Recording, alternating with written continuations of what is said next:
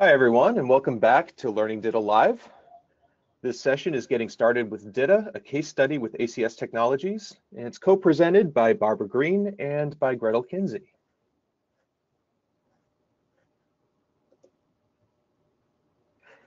Learning DITA Live is brought to you by Scriptorium, the content strategy experts. Since 1997, Scriptorium has helped companies manage, structure, organize, and distribute content in an efficient way. If you're trying to figure out how the DITA model can best support your content, or you're setting up a DITA system, please contact us. We'd love to work with you. LearningDITA.com and Learning DITA Live would not be possible without the help from our sponsors.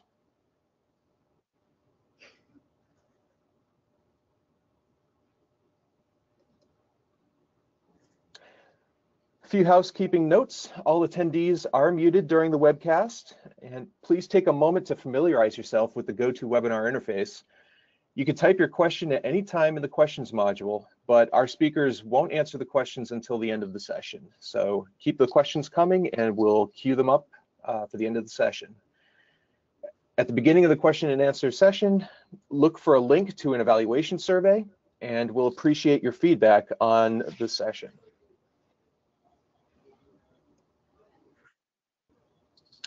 And now I will turn it over to Barbara and Gretyl.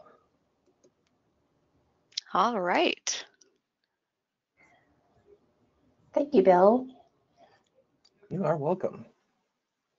Hello, welcome to Getting Started with DITA. This presentation is a case study of ACS Technologies' transition to DITA, and we'll focus in this presentation on some lessons learned. I'm Barbara Green. I started at ACS Technologies as a senior writer way back in 2005. Fast forward through time, and I've worked with writers and video production specialists as a manager of information design, and I'm currently the community content lead. I'm responsible for setting and executing strategy for product content and driving quality and efficiency within our content creation communities. But one of the most exciting things I'm involved in right now is transitioning our workforce to DITA and collaborating with our UX community to pilot and establish a culture of content-first design. I'm also very happy to be involved in working with the technical writing internship program with our local university.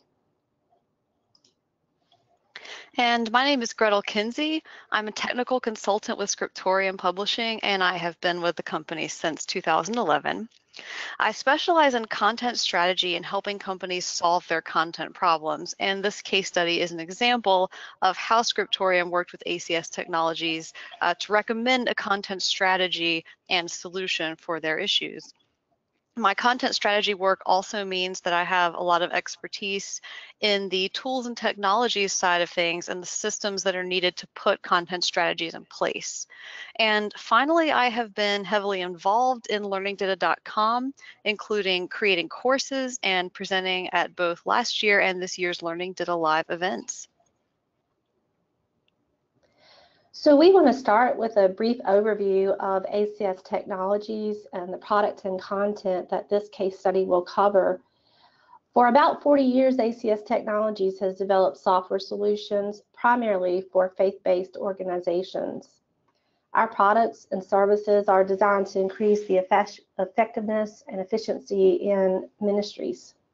So that means we serve churches and affiliated private schools and daycares. We also serve denominational organizations. If you're wondering, well, what kind of products do they need? Our products help them manage groups, events, finances, and donor relationships. But our customers can also use our products to communicate with volunteers in the church, their staff. They can store background check results, plan their growth strategies, handle reporting, and much more. We recently adopted DITA to ensure that our content creation could scale with new product lines. And to help mitigate risk and stay in budget, we pursued a gradual phased approach, which we're going to discuss in more detail later on. The main product content that we transitioned to DITA is our flagship product, Realm. So Realm is a cloud-based church software solution that connects a church administration database, accounting, and communications in one place.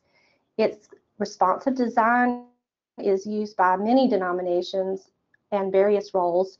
Some of those include church staff or administrators, pastors, leaders, volunteers, and even congregants. So with so many types of different roles, denominations, and geographic locations using this product, we have a tremendous opportunity and desire to deliver a personalized experience. So the Realm product line includes help content, both in the user interface and in a separate HTML website. The content producing department at ACS, which includes our technical writers in R&D, IT, UX, training, and marketing, mostly worked independently from each other using separate tools and repositories, very siloed. Realm help content was created primarily in a wiki, and the wiki and other content tools and repositories required writers to perform very inefficient manual processes. It did not support custom content delivery through multiple output channels. And as you can see in this illustration, there were places in content where we were making our customers think too hard. Customer feedback indicated lots of frustration and confusion, calls into customer support. The limitations of using a wiki were a major factor in our decision to develop a new content strategy. But where to start? One of the most important steps in creating a content strategy is to identify your business goals. ACS Technologies had the following business goals, and we'll discuss these in more detail in the next few slides. But our goals included targeted custom content, content integrated with the product. We definitely needed better findability. We wanted to be able to output to multiple places like HTML, PDF. We needed reuse across the various departments, and we needed to do a better job with content metrics. So let's talk about delivering targeted custom content. We needed Realm users to receive relevant content based on the package that they purchased, but we wanted to go further than just this version or package of Realm. Stakeholders and content creators felt it was just as important to deliver content targeted to the role using the software. For example, a volunteer group leader may require more extensive conceptual information than someone who is a seasoned staff person using our software. There are also differences in language across denominations. For example, the word Sunday school is generally understood by most denominations, but using the word formation lets the Catholic customer base we serve know that ACS Technologies understands their language and their customs, excuse me. While we piloted integrating some help content in the product's UI, we needed a better way to do that instead of burying that content in code. Realm help content needs to be displayed as part of the product interface. And sometimes this content needs to be filtered based on package, denomination, role, etc. We understand that using our software is not the most important concern for our customers. It's getting a job or task completed that's important to their daily ministries. So we want the content in the UI to support that. In this example, you can see some of this in-product UI content, just a little sample. We looked at many video game developers and what companies like Intuit did, and we knew content had to be relevant or personal. It had to help the customer feel confident and take the next step in completing their task.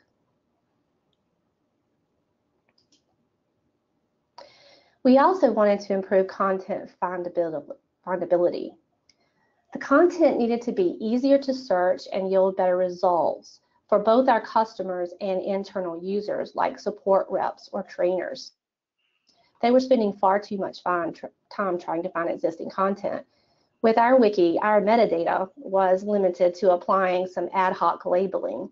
We had no way to enforce a taxonomy. We needed consistency and a way to share taxonomies and metadata with other departments who were creating content.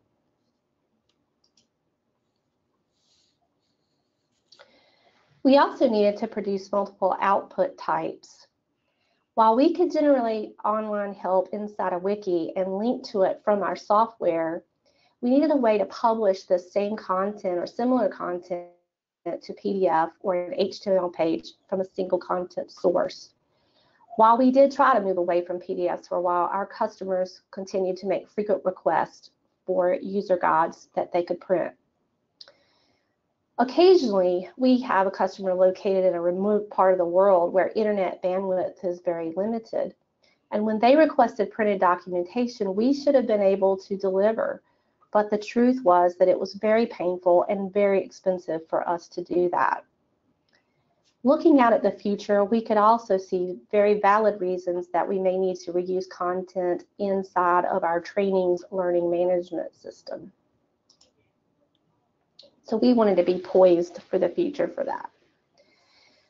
Here at ACS Technologies, our content reuse strategy was mostly cut and paste. As you can imagine, while content was regularly audited and updated in product documentation, it was often forgotten if it also existed in a PDF or on another department's website. We really needed everyone to have access to a single source of truth rather than creating multiple ungoverned copies. We wanted to gather both quantitative and qualitative metrics that could be used for internal reasons. But our primary focus is understanding how to improve our content deliverables for our customers. We want to know how customers find and use our content, and with the DITA, we'll finally have the time to actually act on those metrics. Identifying your business goals also means identifying problems that you're currently having that impede those business goals. So this is where Scriptorium came in to help ACS Technologies. We talked with them about their business goals and about the pain points they were going through that kept them from achieving those goals. So in the content strategy recommendations we came up with for ACS Technologies, we identified the following issues in their content development processes, and they really boiled down to two main ones. One was the wiki-based environment that Barbara mentioned that the writers were working in, and the other one was departmental silos. So I'm going to talk about each of these in a little bit more detail. And I'm going to start with the wiki-based environment. So this proved to be an impediment to custom content delivery. Authoring in a wiki made it really difficult to separate specific information from each wiki page and deliver it to the relevant type of customer. The wiki also posed difficulties for in-product content integration. ACS Technologies had a goal of embedding the help content directly into the product interface, but the wiki environment and the rapid growth of the product scale and size made this really challenging. And finally, the wiki caused inefficiencies in output generation. And that's kind of what Barbara was just mentioning with those limitations, not being able to produce PDF. So content creators had to perform a lot of tedious manual processes and tasks to produce the different output types that were needed, including desktop HTML, mobile HTML, and PDF from the wiki. And with departmental silos, there was a lack of collaboration between departments that contributed to frustrations with content findability. Both internal users and external customers reported having difficulty finding the content they needed due to the wiki's limitations, as well as a lack of collaboration across these content silos. These departmental silos also created a barrier to content reuse. ACS Technologies content was not centrally available across departments, and the use of multiple disconnected content systems made it impossible to reuse content. So without a centralized strategy that encompassed all departments, ACS Technologies lacked content governance, and therefore they also lacked content metrics that they needed. The content creating departments didn't measure their time spent developing or revising content. The help content creators tracked analytics on customer use, but they were too tied up with all these manual tasks in the wiki environment to make monitoring those analytics a priority. So Scriptorium worked with ACS Technologies to develop a content strategy to solve these problems and address the company's business goals. And as we mentioned a little bit earlier, to help manage risk and keep the content changes as budget friendly as possible, Scriptorium recommended that ACS Technologies roll out this new strategy in small phases rather than all at once. So these were the planned phases. Phase 1, author in DITA XML and deliver 3 product variants. Phase 2, store content in source control and deliver content with the product. Phase 3, store content in a CCMS or component content management system and deliver more product variants. Phase 4, set up a portal for dynamic content delivery. And finally, phase 5, connect other departments' content to the CCMS. So I want to talk through each of these in a little bit more detail, and Barbara is going to help me out with that as well. So in phase 1, authoring in DITA XML and delivering 3 product variants, the main thing that happened during this phase was that ACS Technologies had their content converted from the Wiki-based environment into DITA XML.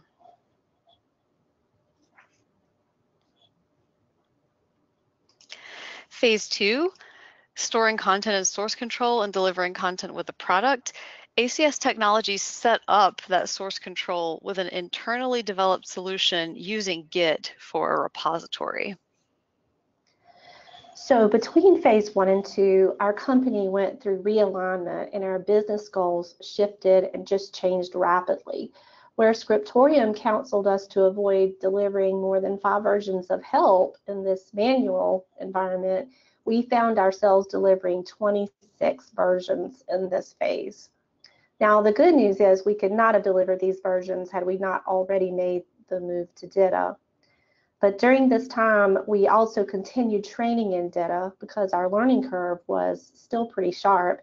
We cleaned up converted content, and this involved breaking out long topics that had been authored in the wiki into DITA topics. So our developers used a tool called Docker and then bash scripts to run the DITA Open Toolkit, transform our output, and automate syndication to our test build servers that were located on Amazon Web Services.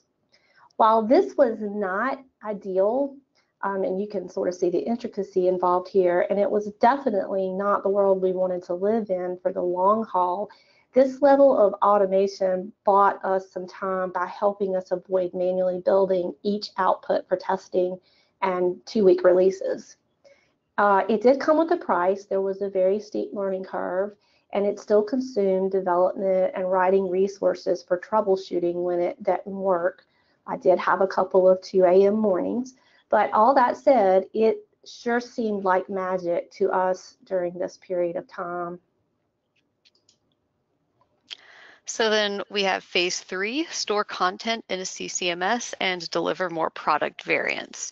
After working without a CCMS longer than expected and delivering more content variants than anticipated during that time, ACS Technologies reached a point where they really needed to be in a CCMS because it provides all of the workflow control that they didn't have just using their homegrown solution with Docker and Git.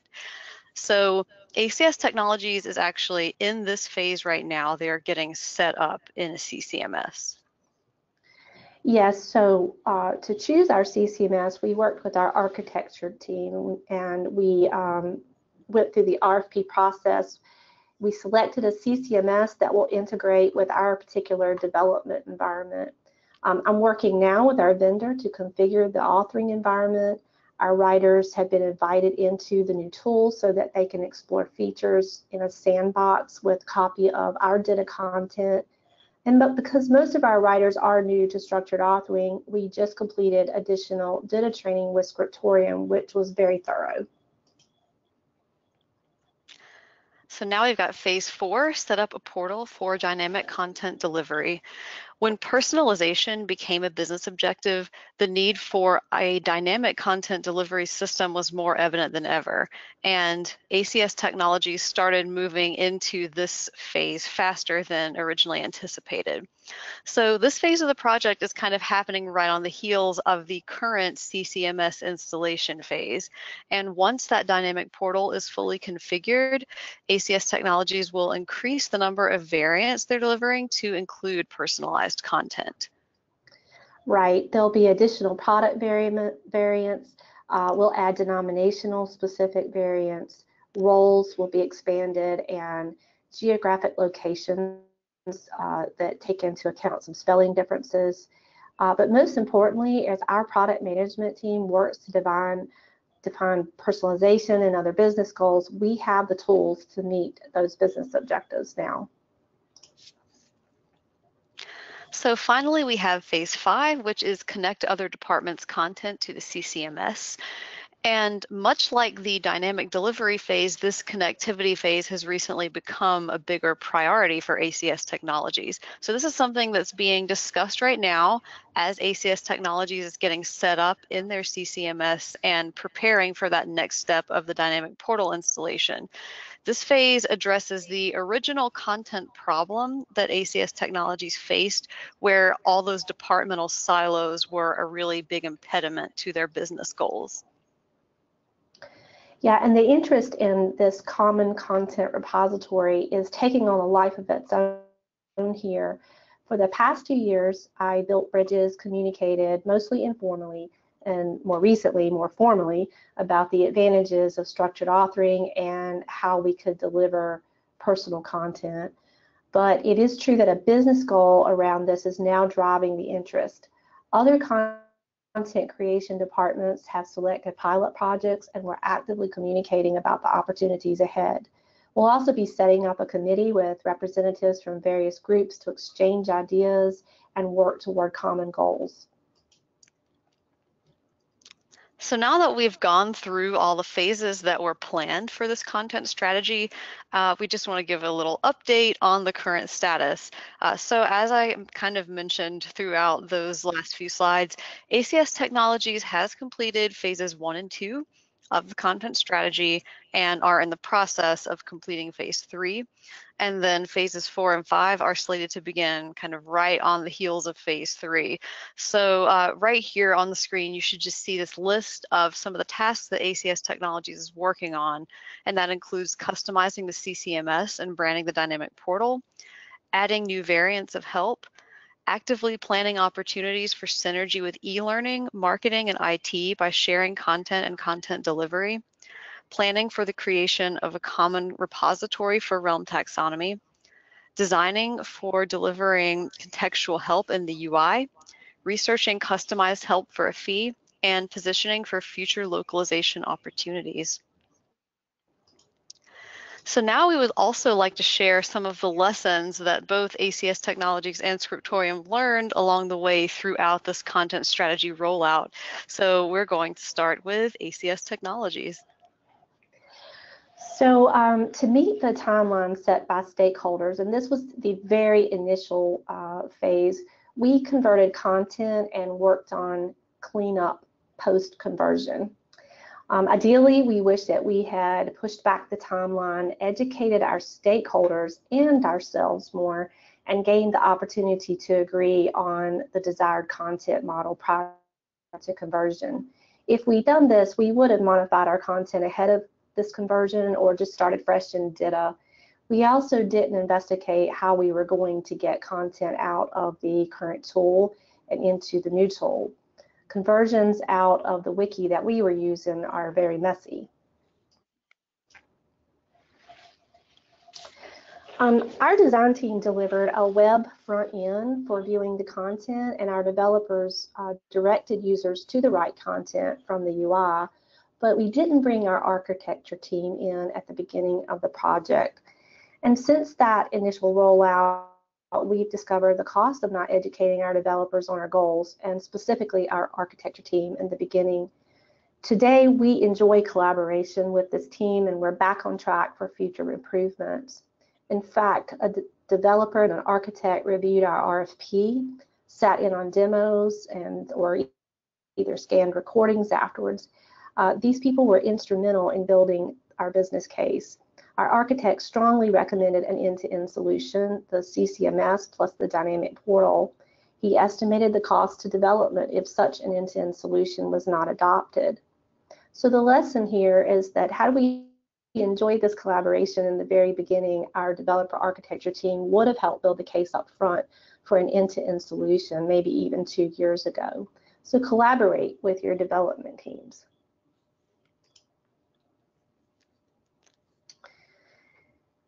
The unexpected will happen. As I mentioned earlier, immediately after conversion and while adopting new authoring tools, we underwent realignment within the company. There were lots of changes, change in management, personnel and new roles, process and workflow changes, business rules. We experienced all of this.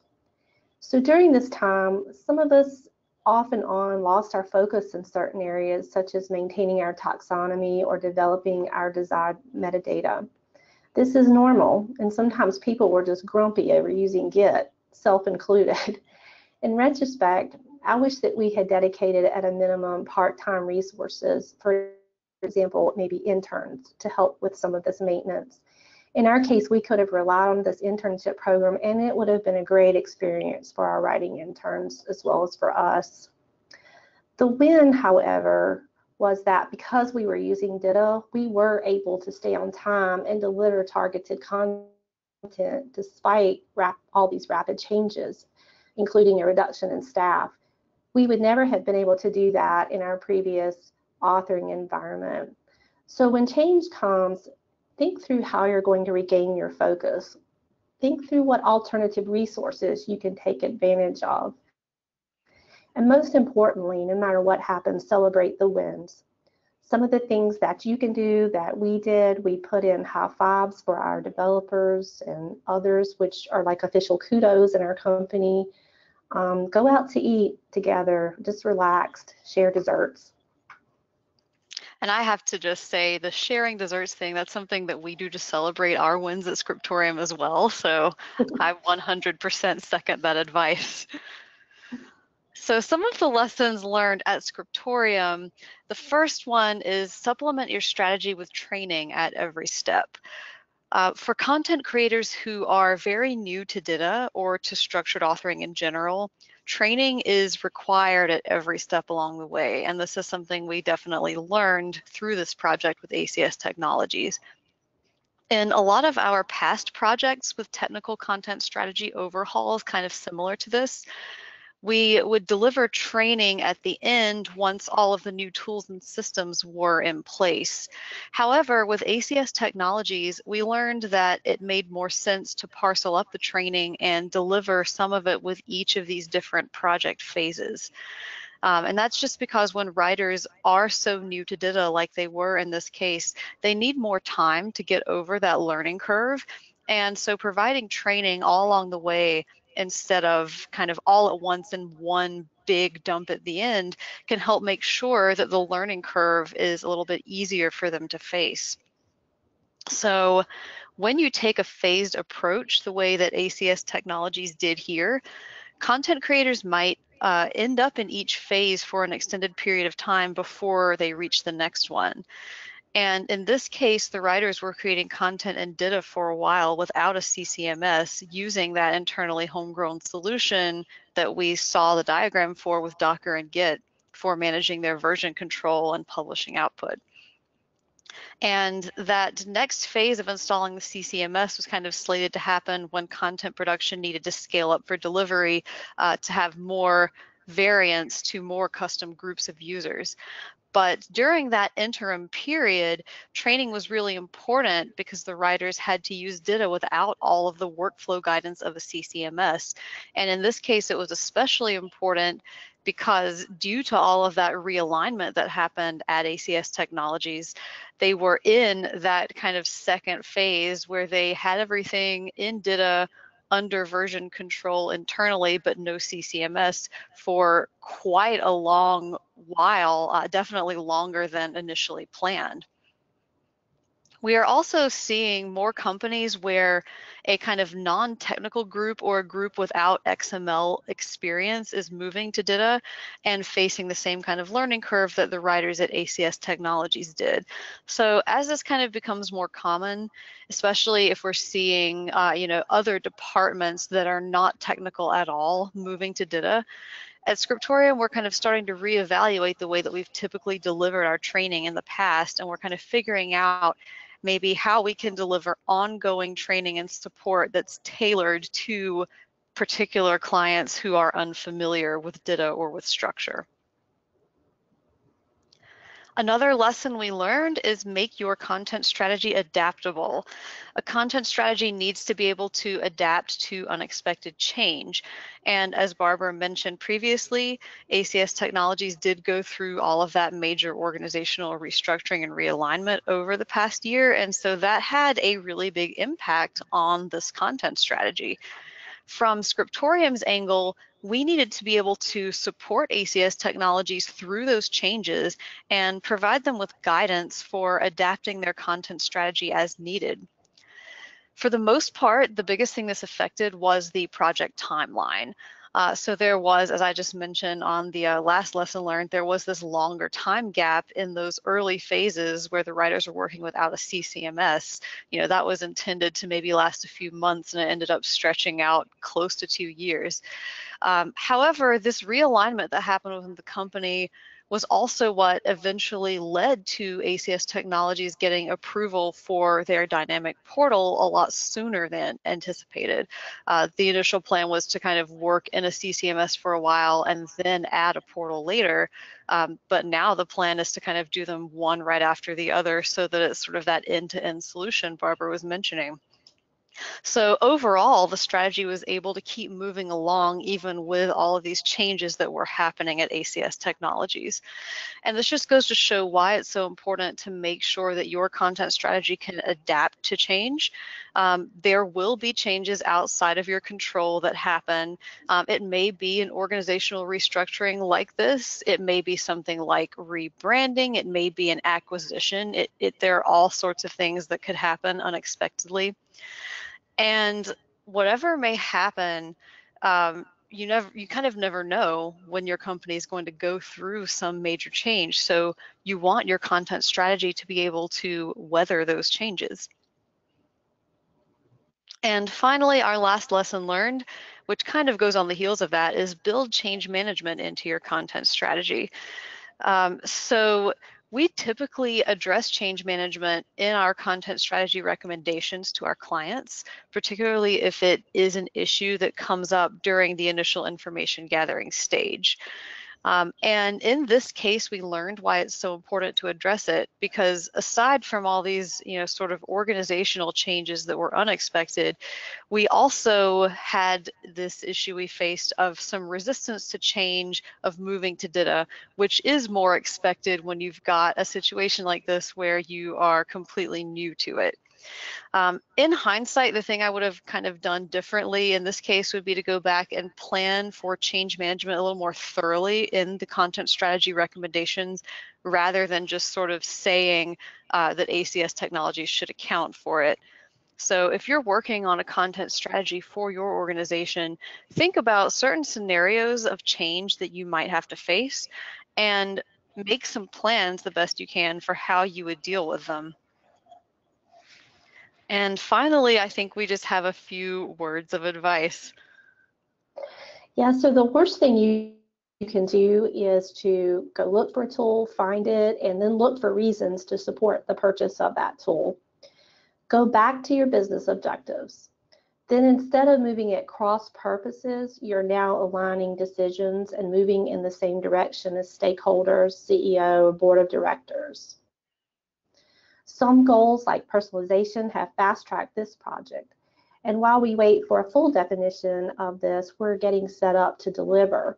So don't try to bend your tools to your business objectives. Outline them, support the tool choice, and then it drives itself. And I just want to echo this advice because this is the exact same advice at Scriptorium that we give to all of our clients. The tools should be the very last thing you choose, not the first thing you choose.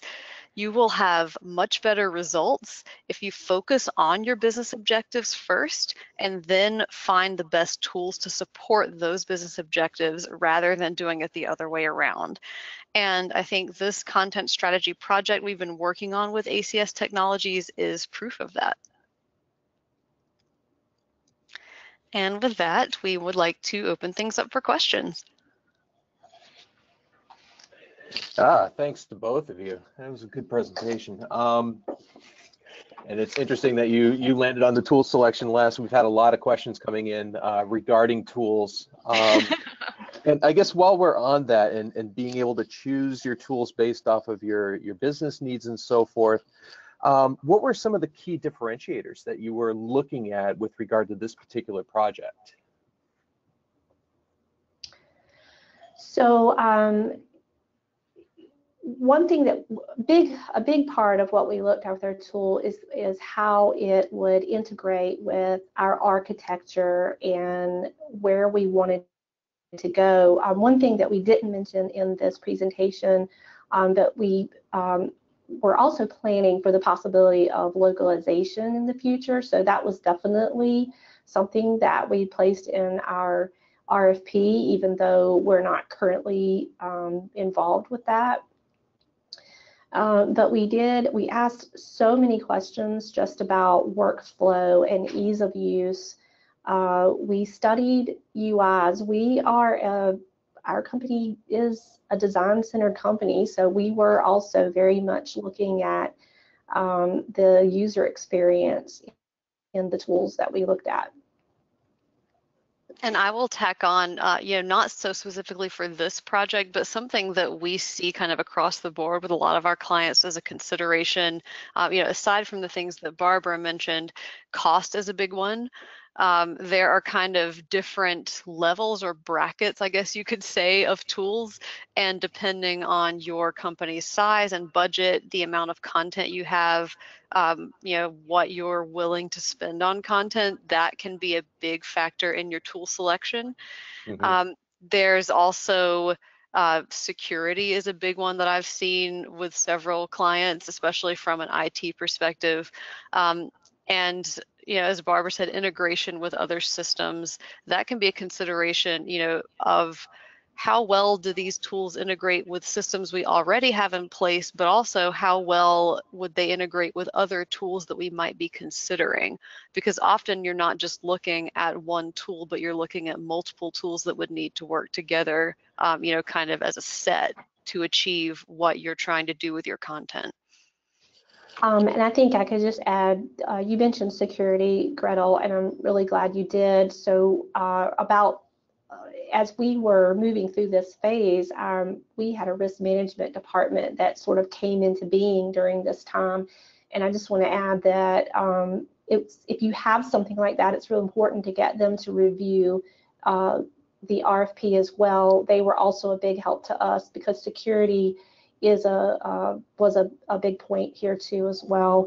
We also looked at what kind of support was offered, try to get a feel for that.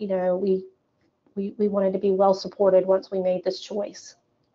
Right, and I think it's good that you mentioned that too, because it's very important that it's not just the content creators or the people who will be directly using the tool who kind of vet it and help choose it, but anyone at the company, any department that will be affected by it. All the different stakeholders should have some involvement in deciding what kind of tool you're looking for and then making that final choice. All right, we've got a few questions around your team, Barbara, and I'll try to summarize a few of them. Let's see, how big of a team do you have? I guess we could start there. How big is your writing team currently? So currently we have 7 people I think that's right. Yeah, plus me, that's 8. Now that's just inside of R&D. We will have other authors coming on that are in other content creating departments as well. And I don't know the exact number, but offhand I would say I could think of 5 without thinking too hard. Okay, and are you seeing a realignment of some of their roles and are new roles being created as the system rolls out? So the writers' roles probably have changed. They've not changed as much as even my role actually, but I do think that they're definitely more focused. We have a term in our company, what's your 80? They're definitely more focused on their responsibilities, and they have more focus right now on just meeting their deliverables. We are an agile software development company, yeah, I think that I do believe there will be some new responsibilities and new roles to emerge. For example, there's going to have to be someone dedicated to the taxonomy and the metadata. Mm-hmm. We've also, one of the bigger shifts, we've had some shifting in, we don't just write, we actually create some video content as well. And so we've had some changes in there's been a major overhaul in our processes. That's probably the big thing. So as our processes were rewritten to help our writers and video specialists be more efficient, pieces of their role definitely changed. Okay. Here's another good one. And it's probably something that you won't be able to respond in depth with, but a question came in. You mentioned that you learned that you needed to come up with about 26 different versions of content delivery. Can you talk a little, a bit about how you managed the distinctions of these variants? With spreadsheets. I have a whopper of a spreadsheet.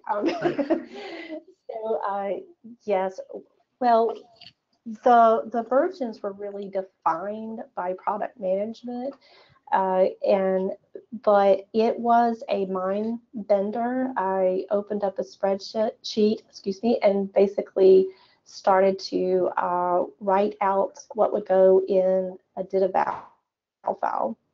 I actually, though, before I wrote the code for that DITA val, I wrote out if-then statements to just help me focus on what the output actually needed to be. And I'm not sure if I answered the question that they were going for, but I have a feeling that this would either be like a very high level answer or probably a webinar in and of itself. Yeah, I know that from our side as well, when we were kind of initially working on this problem, we kind of had to think this through, from our side and from Barbara's side of things, and try to come up with this sort of matrix of all the different possible variants based on, the user role, the denomination, all those kind of different factors that they're trying to deliver to. And it was a really tricky problem for a while. So yeah, I think it could be a webinar in and of itself, probably, trying to figure out how you do personalization, especially when you've got so many different variants to deliver, and when that's potentially going to keep growing, how do you manage that? Yeah, and we actually had to get into some, I guess you would call it advanced DITA techniques there to produce some of our variants, because we use subject schemas to get some of our output. And like you said, Gretyl, that's a webinar on its own.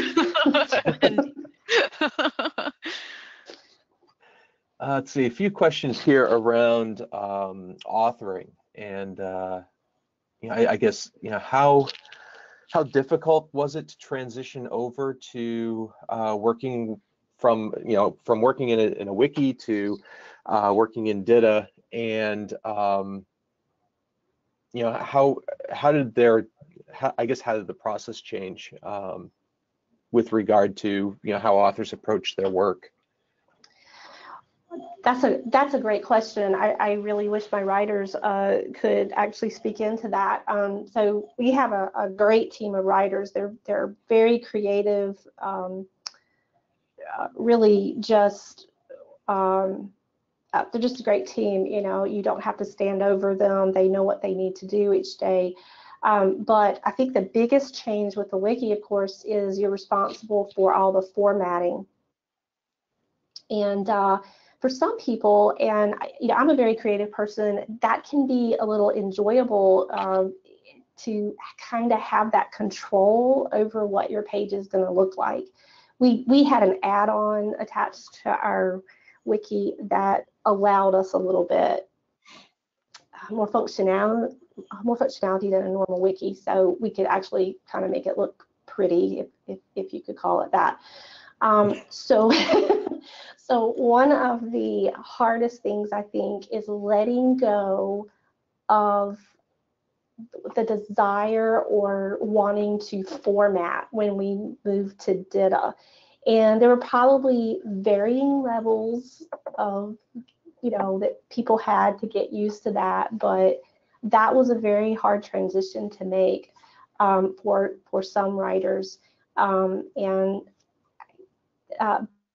But overall, I think the process, especially as I see it begin to mature, there's got to be some relief there, especially because we are a fast-moving, agile department as well, and now the focus is really just on the content itself, and not thinking about the formatting and what it's going to look. So there has been difficulty transitioning. It's you have to put a lot of thought into it and a lot of support, and I'm sure we've made our mistakes along the way and we've done some things great, but overall I'm really pleased with how we've moved from A to B. Excellent. I think we have just one more question here, at least so far. And it kind of ties into the last one, but I'll just read the exact question. Which departments in your company are creating content and which ones are creating output? And is there a process for revising content that you're using? So I guess it's more toward workflow, and do you have different departments doing different aspects of content production? Well, we do, and each department probably has their own process, though our department and IT will probably be coming together a little more in alignment on process this year. Our processes, I think I mentioned before, were completely overhauled, so we stepped back and took a look at what we were doing and how could we make that more efficient. And just opened a Google diagram doc and worked through it on the process to eliminate unnecessary steps. And one of the things we want to build into our workflows is that, for example, sometimes when a document is first created, it needs to go to a department outside of ours for review, especially if it has something to do with PCI compliance or something legal or policy related. So our workflow prior to this would have been very ad hoc. We maybe left a comment in a JIRA ticket, but with the new workflows in our CCMS, those assignments will just go to that person. And Bill, can you repeat part of that question? Because I feel like I might have gone off on a trail. There were three parts to that question, I think. And well, the question was, basically, do you have different groups creating content versus publishing content or creating output? And then, I guess the revision, do you have a process for revising content? Which it sounds like you do. We do, yeah. We have very defined processes for both creating new content and revising content. our group publishes our content. Other groups will be responsible as they come onto the system for publishing their content. And Okay. also, the tool can automate that publication. So, excellent. Okay, I think that's all that we have. Barbara, Gretyl, thank you both. Thank you. thank you.